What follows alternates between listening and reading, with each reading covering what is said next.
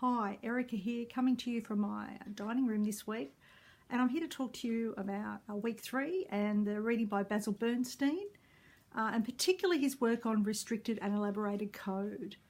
What's really interesting about Basil Bernstein's work is that it has a linguistic basis, so he's interested in language use in natural settings, such as everyday life and institutions like schools and universities.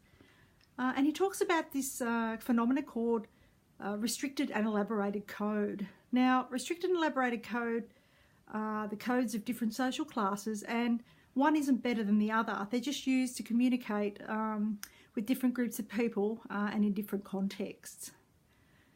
So I want you to think about if you've ever seen anyone code switch. So people who've learned to speak in elaborated code, for instance, people who've become highly educated from working class backgrounds, or they might be from immigrant backgrounds, or from backgrounds of cultural difference.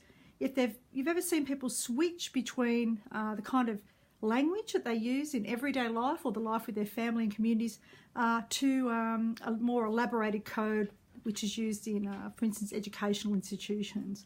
Have you ever seen that happen? Do you do that yourself? What's it like to be able to learn both sets of codes and to code switch? Or what's it like when you see people do that in action? So Bernstein talks about how children from working class backgrounds need access to elaborated code, need to learn this in order to succeed and have opportunities in life.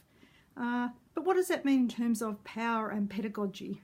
So should people from different class backgrounds, different cultural backgrounds, for instance, have to learn a separate type of linguistic code in order to succeed? Or should institutions be adaptable to that? Should the institution change rather than the person?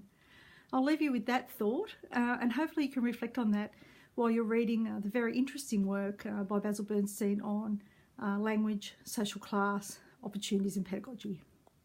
Now remember that there is an assessment item due on Friday. If you need assistance or feedback, please don't hesitate to contact me.